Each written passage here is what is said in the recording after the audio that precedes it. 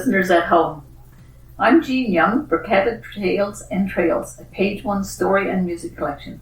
For today's episode, we're interviewing Nellie Strowbridge, Nellie P. Strowbridge. Nellie's an author who's been recognized internationally as well as in Canada and Newfoundland. Nellie has been a long-time friend of mine as well as a writer. We've attended workshops and we've read all across Canada and almost in every province, I do believe, in Canada. And Nellie has also had a residency in Ireland twice and read at the Canadian Embassy in Ireland. So as we said, she's a very distinguished author. So now we're going to ask Nellie a few questions just so she can tell us who she is and what she's all about. Nellie, when did you start writing? Maybe when I was 12. I had something published in the Family Hero in Quebec, and then I had a poem published in Vancouver, and also one in the Telegraph. So from there I don't know. I guess there's some sort of intrinsic motivation. That's just, you're born with it. Yes. What kind of things have you written and are you writing, Nellie? Well, I just finished my latest novel, and that's Servant Girl on the Sawhorse, and also a book of poetry, Ukraine in Our Hearts, story poems about all the people suffering in Ukraine. And we're so lucky that we're not in one of those war-torn places. Very powerful. She may read us a poem later on, I hope. Yes. Yes. Nellie has also been first Newfoundland advice columnist. One of our page one students typed up 50,000 words of her advice columns. So, dear Nellie, so if you have a problem about writing or any other thing, she's well experienced in giving advice. How has your views changed since that long time ago? Oh, you always change. You do, don't you? You're never the same, especially if you grow up in a very strict religion. Yes. Comes a point where you have to examine it and realize how much was there that shouldn't have been there. As a made in stone religion. You've also were a columnist for the Compass for 12 years, I do believe. 7 years. 7 years, okay. So again, Nellie is an excellent poet, research person, and of course a novelist. I advise you to go check her out and Fletcher Press for one time. I love research. Yes. When I was writing Catherine Snow, I came across The Servant Girl that I wrote about. Yes. And I just couldn't get away from the story. So I had to do a book on it. And also, it got so big, I wrote about the war in 1696 to 1706. The war between the French Abenakis and the English. It seems like writing is like that, doesn't it? It pulls you in different directions than where you plan to go. Yeah, especially when you come across injustices against women. Nellie is also, of course, how many books of poetry do you have? 2 books of poetry. 2 books of poetry. Book of short stories. Short stories. I guess about 4 novels. And 12 altogether, anyway. And a collection, an anthology, of course. I always think that Nellie, even in her novels, writes as a poet. Sometimes her novels are like a big, long poem, and you have to really think in order to appreciate it. She's been, she said, I don't know how many awards you've had with the Arts and Letters. 16 or 17. 16 or 17. One actually got a poem about the girl who was put on the sawhorse. Did you? And of course she's a member of Writers Union, Page 1, League of Canadian Poets. And she was a representative for the League of Poets for Nova Scotia. And she's also, of course, been shortlisted for Newfoundland Labrador E.J. Pratt Award. She's her gift for Christmas is a non-fiction. It's got a lot of and the Newfoundland tongue, and that's based on Newfoundland words and traditions. Correct? Right.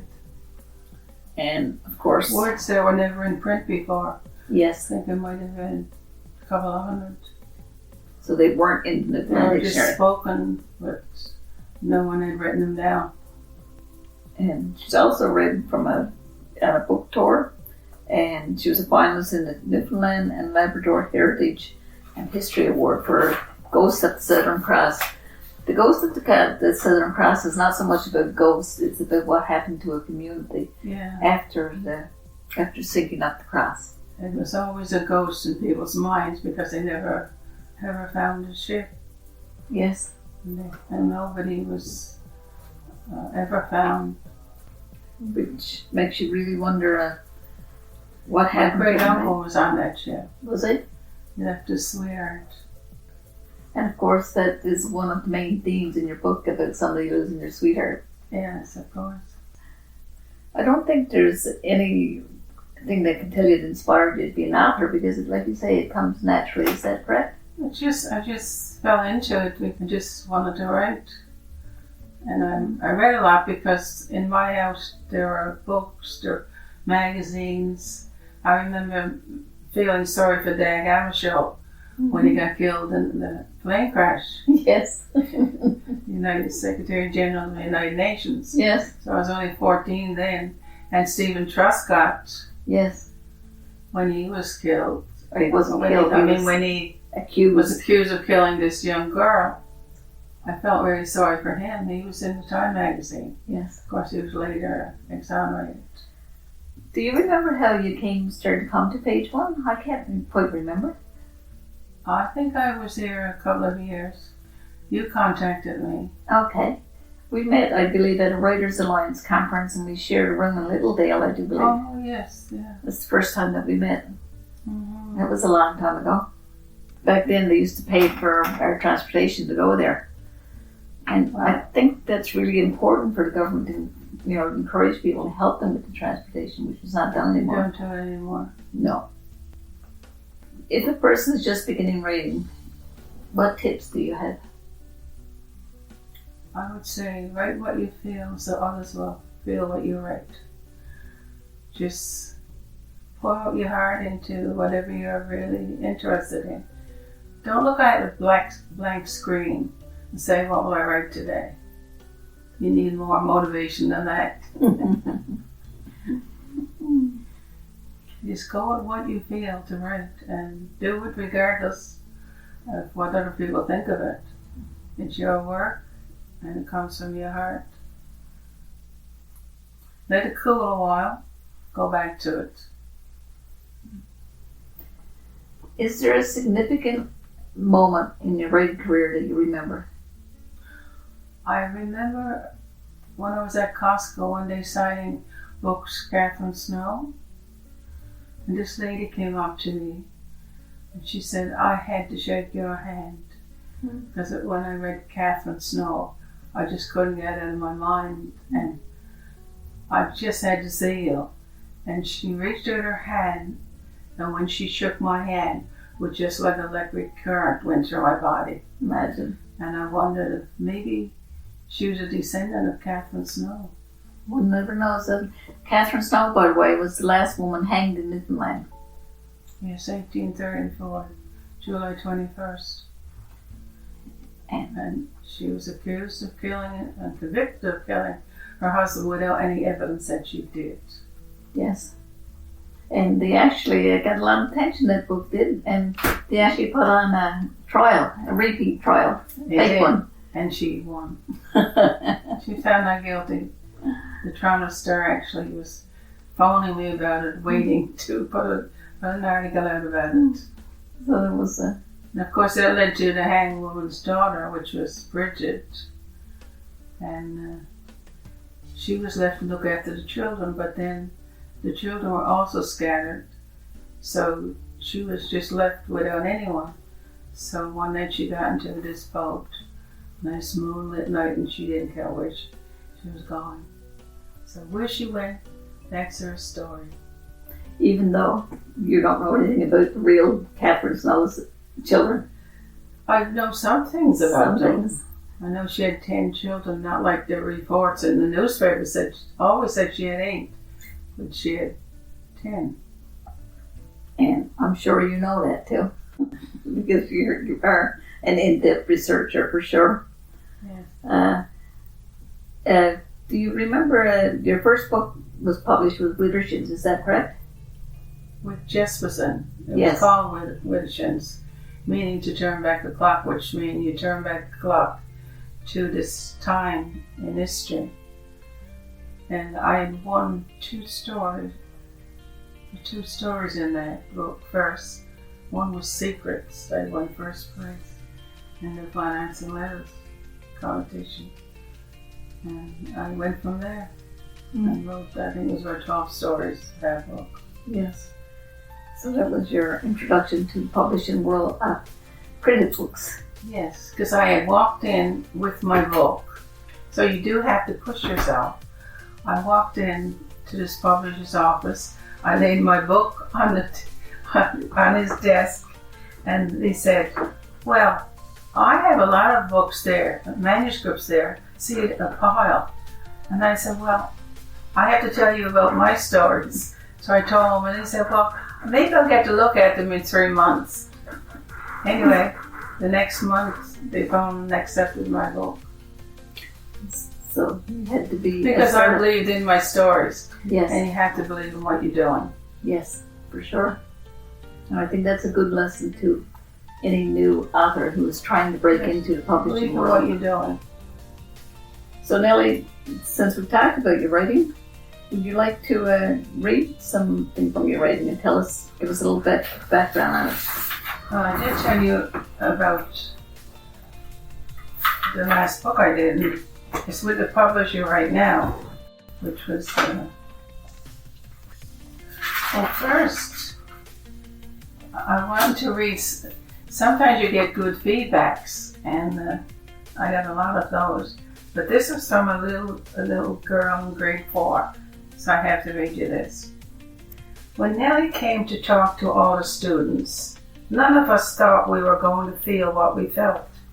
When Nellie spoke, there was a sensation of poetry. The words came out of her mouth in such a great form. She put things into place just right when she spoke. From what we could tell, she did the same in her writing. Her stories and her poems are something very wonderful. They speak of what she feels. They speak of who she is. Nellie Strowbridge's writings talks about who she is inside. It talks about our deepest feelings. It speaks about our greatest adventures. Nellie Strowbridge lives in her stories and poems. After Nellie's class, we all thought we had known her for all of our lives or more. In her poem, she expressed to us half her life or more.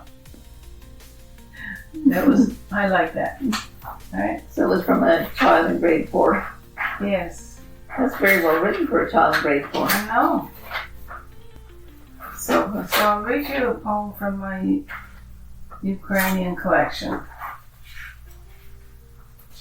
which actually was triggered by a little Belarusian boy who came to us in 1999 to escape the Chernobyl fallout.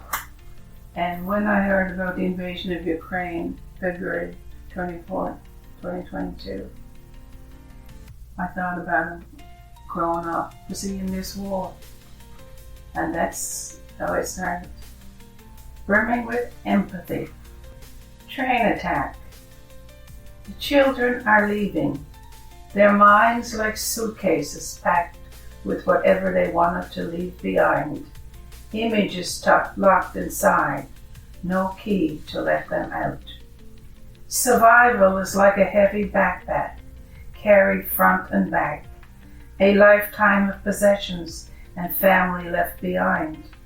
They hurry to the Kramer station, a stuffed toy and a security blanket squeezed tight. Heart beats louder than the click-clack of train wheels. Feet reluctant, they climb aboard a train, some finding a seat and pressing a hand against the window, as if to imprint their memory on family, waving goodbye. A Takayu missile blast leaves strewn along the station like a broken and soiled laundry line. Surviving children will one day and night drag this memory, a soil-torn blanket they can't let go of. Lovely.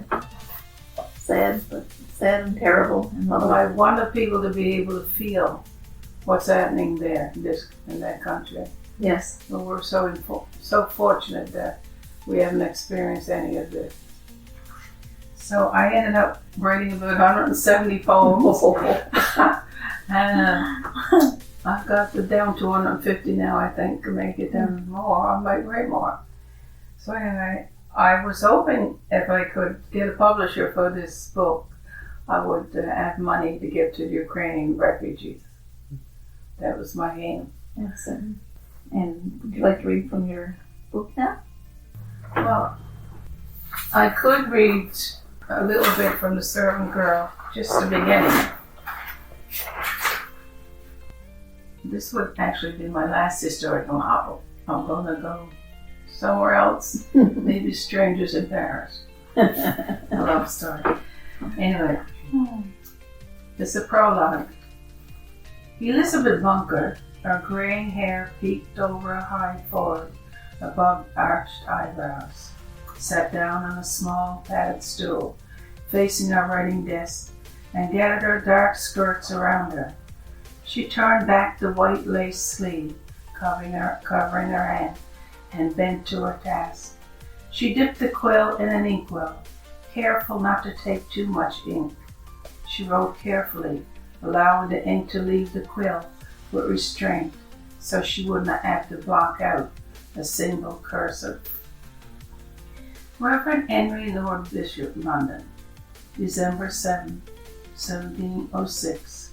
My dear sir, I am writing to inform you of an occurrence, no, a tragedy, that has snared my mind with grief. It took place inside Fort William. I must apprise you of the fact that St. John's is not an easy place for a woman to live, and were it not for my husband, who is steadfast in his will to remain, I would have taken leave of this place and returned to England some time ago. There is always a temptation. Considering the tragedy, you would tell me to remain silent in order to keep my own skin intact. That I cannot do. The burden on my heart and mind is too grievous. I do not want to have reached an old age bothered by troubling events without relieving my conscience of what I know. If I ignore the corruption around me, my conscience will be my worst torment. I must not speak ill of all residents who are in governing positions, only of those who are governed by the opportune furtherance of their own position. There is much in this colony to grieve over. That does not negate the tragic event, nor should it absolve the guilty. The event of which I write took place late December 1704. Just the prologue to it. So that was the, that person really captured your mind, didn't you? Yeah, when I saw that,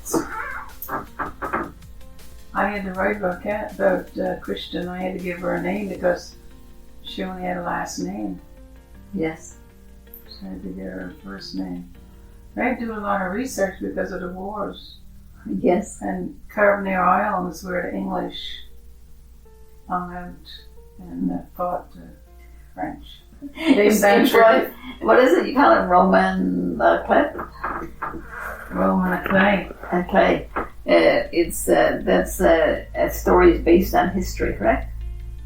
Well, it's sort of based on the truth, and yet it's kind of a close on, I guess, on a story. Yes. This is very difficult to write about people who are gone, for sure.